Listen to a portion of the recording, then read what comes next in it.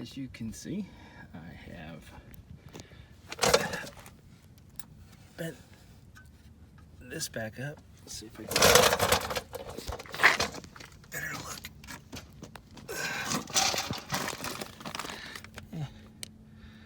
Not quite. Not quite, but I can bend it up a little bit more. But I got that in. Everything else looks good. Surprising how little structure there is to these cars. But none of it is bent. That part probably wasn't broken, that plastic piece, but I replaced it anyways. It's clipped in. It's pretty flimsy. Basically just holds the grill in place. All right. Get the light in. Wiring was not complicated, but it took me a little bit to figure it out. Gotta put the next piece in. And yeah, I have to neaten up all the wires. Like I said, putting back the side together, that wasn't clearly the way it should be. So, anyways. All right, so I have the new, very flimsy plastic piece back in place. New clips. It's really pretty easy. There wasn't much left of the old one. It had ripped and then ripped again. But I also replaced that piece right here. Although, looking at the piece I replaced, I don't think that was really damaged, but I went ahead and replaced it anyways because that part did get ripped off, so make it snap better. So, supposed to have the bumper next week. I've got the part here from Toyota. It's a new part.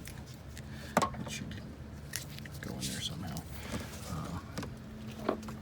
My Morimoto lights are hooked up and I've got my turn signal. I actually ordered this piece. I decided, yes, I could get away with using it, but because it's broken there, I went ahead and ordered it. It wasn't that expensive. That's pretty torn up right there, so just in case down the road. And I got my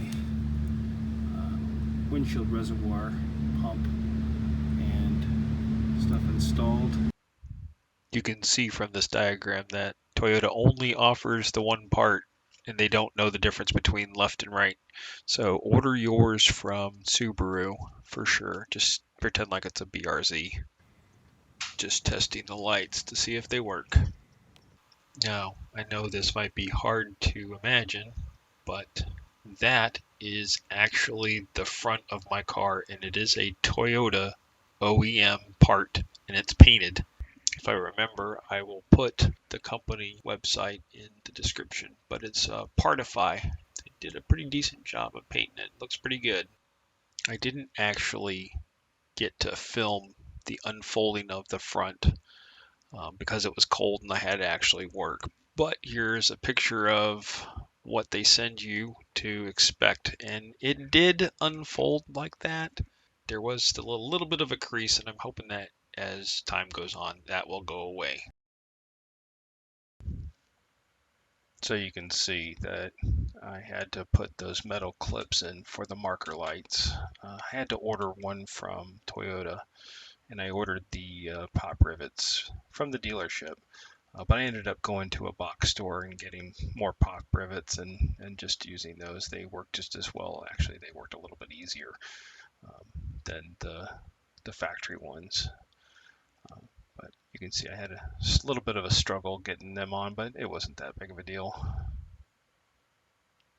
Hey, don't forget, you have to salvage every single part off of your other front if you do have to replace it. So I had to even get that part from the front. But everything did match, and that was pretty easy. It kind of pops in. Okay, so I don't know if you realized, but I'm pretty sure you realized that I am assembling this in my kitchen.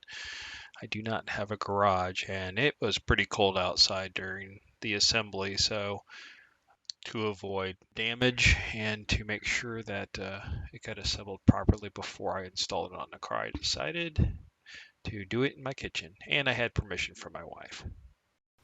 So these are Winjet. The biggest complaint about the Winjet fog lights are the mounting hardware that comes with it, and I agree. I ended up going to a box store again and getting some new clips that accept bolt thread, and I basically bolted them in. I don't know if you can really see, but the way those fit in is actually they need to go from the back, and then they only bolt in on one side, and the other side is kind of wedged in to the actual front piece, and you'll see that in video coming up. These signal lights are LED works, and they are smoked. They're pretty easy to put in. There's just two bolts on the back that screw into the front body piece. Now there is a running light option for these lights that they don't really explain, but there are extra wires. Maybe I'll show you how I wired those lights in a different video. So if you look to the right on the fog light, you can see it just kind of wedges in there. And that bundle of red and black wires for the running light on the turn signal. So the trick was to figure out where to wire the running light for the turn signals and the running lights for the headlamps into the fuse box. So you will notice I pulled the the protective cover off of the turn signal. There was a smudge on the side of the front. I don't know what it was, but it was, I thought it was a scratch, and it may have been a scratch, but you can't see it. But you'll notice I had some fitment problems though. Those inserts don't fit exactly as easy as some of the YouTube channels make them seem to fit. I ended up ultimately you have to make sure all of those are lined up, and then I got a pair of pliers and pulled some of them to make it a positive fit. You'll see me kind of disappear in a little bit. I'm going to go get a pair of pliers, but they do look pretty good once they're in place. So the grill that I thought was okay actually had a couple of tabs that were broken. I decided I wanted to replace it, but really all of the aftermarket grills are overlays. But I like this one, and it looks pretty good, and it's metal, adding weight to the car.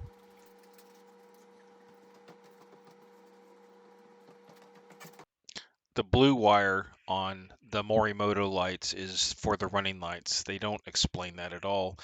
You need to find a power supply, and I'll show you in the next little clip how to find that power supply. The other parts are the splitter for the turn signal, and then the plug that you pull apart or leave plugged in depending on how you want your turn signals to work. The Morimotos have a wire which is hidden under the front, but it comes right here, and I have two wires. I'm just thinking about adding them together. They plug into that